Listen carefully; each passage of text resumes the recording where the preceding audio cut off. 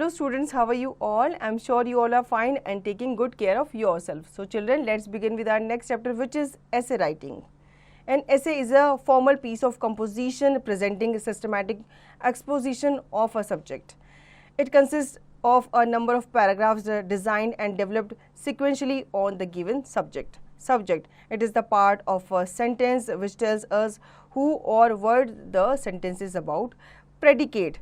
It is the part of a sentence which tells us something about the subject. The structure of an essay. An essay should be divided into three parts. The introduction is usually brief. Since it introduces the topic, it should be done very thoughtfully and it should arouse the interest of the reader and above all be relevant to the subject, the body of the essay. This is the main part of the essay and comprises of several paragraphs. Each of these paragraphs should be linked with one another in order to ensure a smooth flow of the main idea of the essay. These paragraphs provide various details. The conclusion, this is the last part of the essay. And like the introduction, a conclusion needs to be attractive so that it leaves a lasting impression on the reader's mind.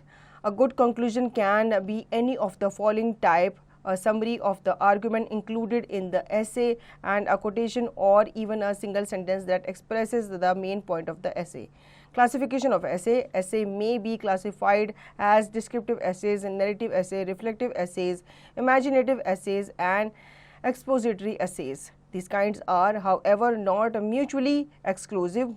For example, a descriptive essay may contain a good deal of narration, and almost all essays, whatever be the kind, have to be more or less reflective in nature. Descriptive essay. A descriptive essay consists of a description of some place or thing. Here we express in words what the eye sees and the ear hears.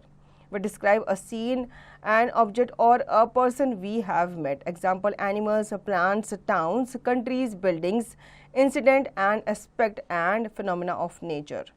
Narrative essay. A narrative essay consists mainly of a narration of some event or a series of an event. Narrative essay cover historical stories or legends, biographies, incidents, accidents or disasters, journey or voyages, stories real or imaginary. Reflective essays. A reflective essay is the exposition of one's thought on some subject. This type of essay is generally of an abstract nature. It covers habits, conventions, qualities, bravery, honesty, etc. Social, political, domestic, philosophical and religious topics. In treating such themes, one has to reason and support one's statement with facts and arguments. Imaginative essays. In this type of essays, the writer is supposed to place themselves in an imaginary position, and as such they are not conditioned by any physical or material factor. This type covers wishes. Example: if I were the principal, or the biography of a desk. Expository essays. An expository essay consists of an exposition or explanation of some subject. Example: industries, institution, occupation, scientific topics, gravitation, space travel. Literacy topic: modern fiction, nature of Keats poetry. तो बच्चों, इस chapter में हम जान लेते हैं ऐसे writing के बारे में. ऐसे जो होता है ये आपका formal piece of composition of writing होता है जिसमें आपके डिफरेंट सेंटेंसेस, पैराग्राफ्स जो होते हैं वो इंक्लूडेड होते हैं. ठीक है, और ये आप पर्टिकुलरली किसी सब्जेक्ट या टॉपिक पे लिखते हो. अब यहाँ पे ऐसे के स्ट्रक्चर के बारे में बताया. पहले आपका इंट्रोडक्शन आता है. आप उस टॉपिक के बारे में क्या क्या चीज़ जानते हो, उसका इंट्रोडक्शन आप कैसे दोगे, उसके बारे में बताओगे, वो आप इंट्रोडक्शन पार्ट में बताते हो. फिर आपकी बॉडी ऑफ द ऐसे आती है, उसके बारे में आप उसकी बॉडी में बताते हो डिटेल में. देन आपका कंक्लूजन आता है. हर ऐसे को एंड करने के लिए हम कंक्लूजन उसका लिखते ही हैं, उसके बारे में. ये उसका लास्ट पार्ट होता है जो आपको देना ही होता है. अब यहाँ पे हमें बताया गया है क्लासिफिकेशन ऑफ एसेज के बारे में. पहले होते हैं आपके डिस्क्रिप्टिव एसेज, ठीक है, जिसमें आप डिस्क्राइब करते हो किसी चीज़ के बारे में. देन होते हैं आपके नैरेटिव एसेज, जब आप किसी इंसिडेंट को क्या करते हो, नैरेट करते हो अपनी भाषा में, अपने शब्दों में. देन आते हैं आपके रिफ्लेक्टिव एसेज. ठीक है, ये आपके थॉट्स को रिफ्लेक्ट करते हैं, एक्सपोजिट करते हैं किसी दूसरे टॉपिक के ऊपर। अब इसमें आपके हैबिट्स, कन्वेंशंस, क्वालिटीज़, ब्रेवरी वगैरह भी शामिल होती है। इमेजिनेटरी ऐसे में आप इमेजिन करते हो, ठीक है, वो चीज़ एक्चुअल में नहीं होती, आप इमेजिन करते हो। जैसे आपसे पूछा जाता है अगर आप एक दिन के लिए प्राइम मिनिस्टर बनोगे तो आप क्या क्या चीज़ करोगे, एक दिन के लिए आपको टीचर बना दिया जाए तो आप क्या क्या चीज़ें करोगे, तो आप इमेजिन करते हो कि अगर मैं टीचर हूँगा, अगर मैं प्राइम मिनिस्टर हूँगा तो मैं ये चीज़ें करूँगा। एक्सपोजिटरी एसेज जो होते हैं ये आपके कंसिस्ट करते हैं एक्सपोजिशन और एक्सप्लेनेशन को ऑफ सम सब्जेक्ट, जैसे कि आपसे साइंटिफिक कुछ पूछ लिया या इंडस्ट्रीज़ के बारे में पूछ लिया या लिटरेरी टॉपिक्स के बारे में पूछ लिया, तो आप इन टॉपिक्स के बारे में अपनी राय देते हैं। First, influence of internet of children. In today's world, the use of internet has become indispensable. From school children to professionals, everyone turns to the internet for information, social networking or entertainment. The growing influence of internet, especially on school children, has both positive and negative aspect. The advantages mainly include access to information. Children get the required help from internet for completing their school project and often their home task. Different child-friendly websites cater to the kids. They provide much needed information on various subjects like astronomy, geography, science, and others. They contain updates, facts on these topics which are often unavailable in the books. Graphical presentation, colorful images attract them, and through interactive games, these websites also entertain them. Social networking websites also enable the children to interact with friends and relatives staying away in distant places. These advantages also happen to be the negative aspect of the internet. This is because of the case with which all kind of information is available to a child. Similarly, with the same case, he or she might access information or websites which are not meant for them. Again, social networking sites give them the opportunity to be in touch with friends who are away from them. However, through such networking sites, a child may develop a friendship with those whom he or she doesn't know in person and often fall prey to child abusers. Apart from these, a child may become so engrossed in the virtual world of the internet that he or she might ignore real friends and relations. His or her education also suffers.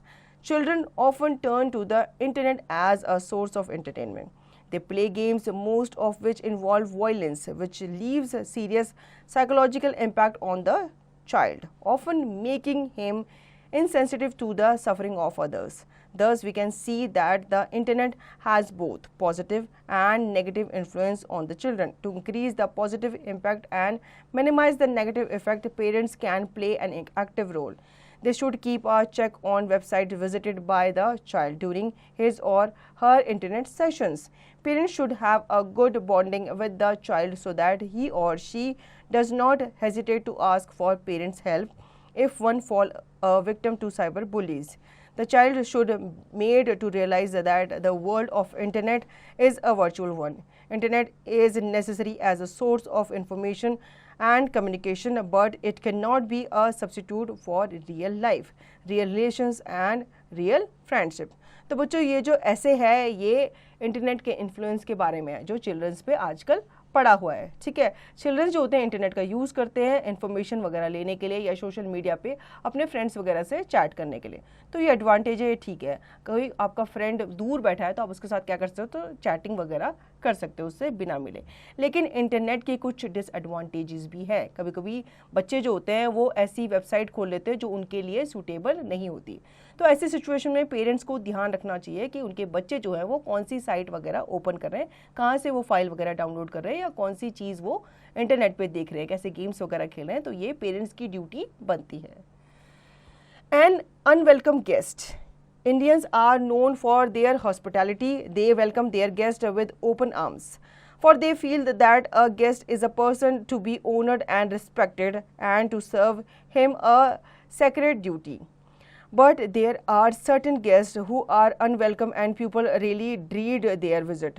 Mr. S.M. Narayan, one of my father's friend, is a person whose visits we dread as he disturbs our entire routine.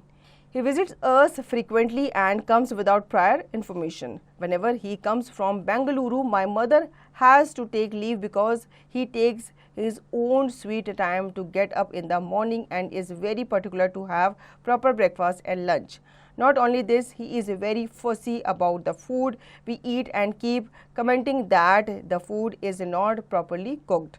My mother is very particular about keeping things in their proper place, but the moment Mr. Narayan arrives, our guest room as well as our drawing room is in a total mess. He is very unsystematic and throws things here and there.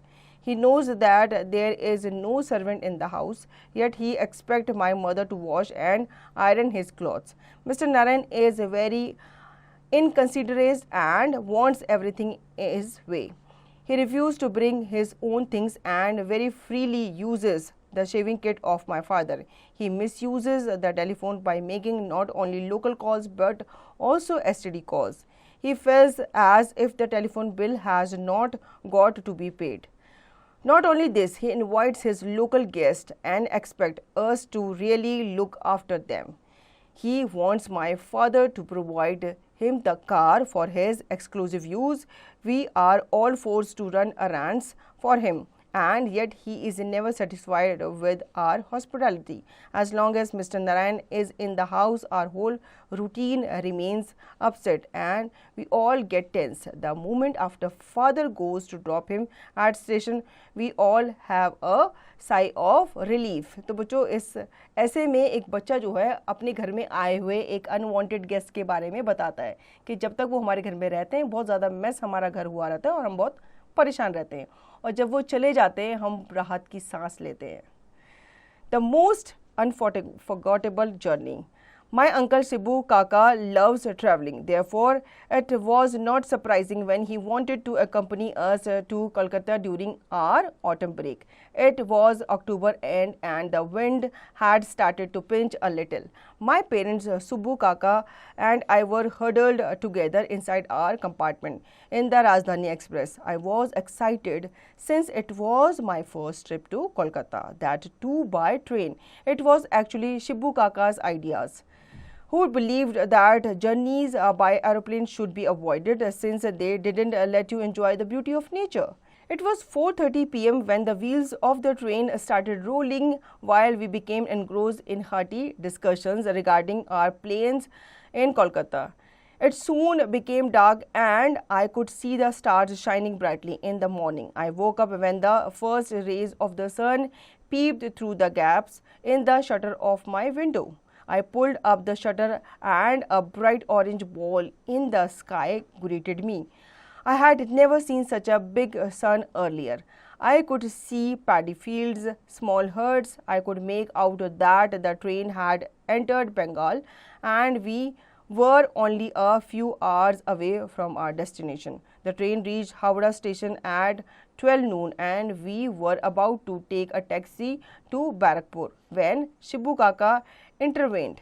He suggested we travel to Sirampur by taxi and then cross the Gange by boat. We were convinced. Meanwhile, we had our lunch, typical Bengali food, rice and fish curry, and started on our way to Sirampur. It was the fifth day of the Durga Puja and the Puja organizers were giving finishing touches to their pandals.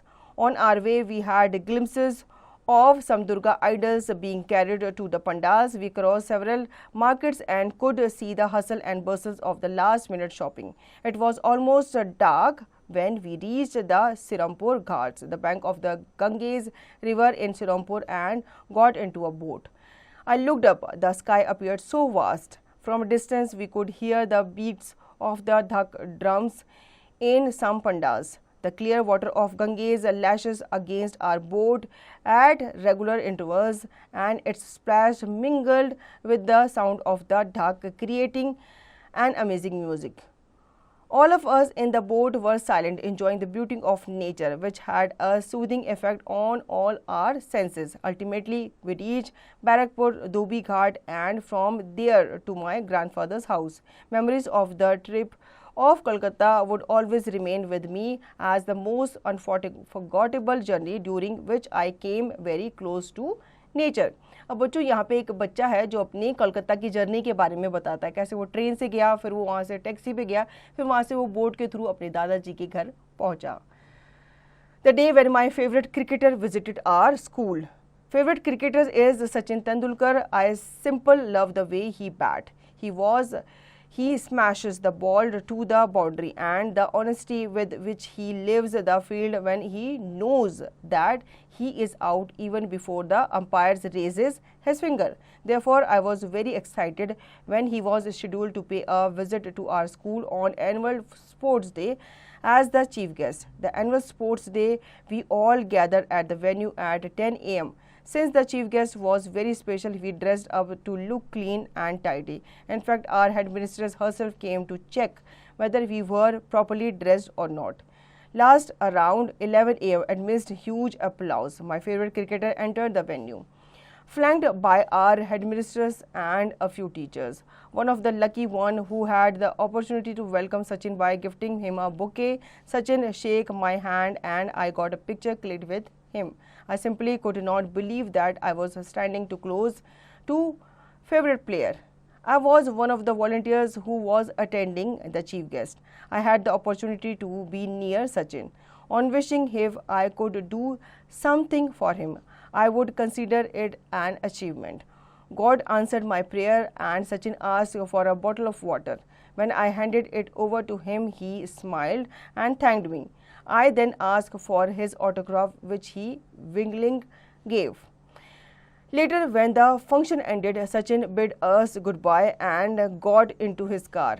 As for me, I went home happily that I could not only meet my favorite cricketer but also serve him. तो बच्चों एक बच्चा है, उसके school में as a guest कौन आता है? सचिन तेंदुलकर, जो कि उसका फेवरेट क्रिकेटर है, वो आता है, वो उसको वेलकम करता है, उसके स्कूल में वो चीफ गेस्ट बन के आता है, फंक्शन अटेंड करता है, फिर वो चले जाते हैं। तो इस इंसिडेंट के बारे में वो अपने घर पे जाके अपने फ्रेंड्स को, अपने कॉलोनी के लोगों को, अपने पेरेंट्स को बताता है और ये भी बताता है कि कैसे उसने उनके साथ फोटोग्राफ ली और ऑटोग्राफ भी लिया। A school excursion. A part of the school excursion trip this year, we visited the National Museum in Delhi.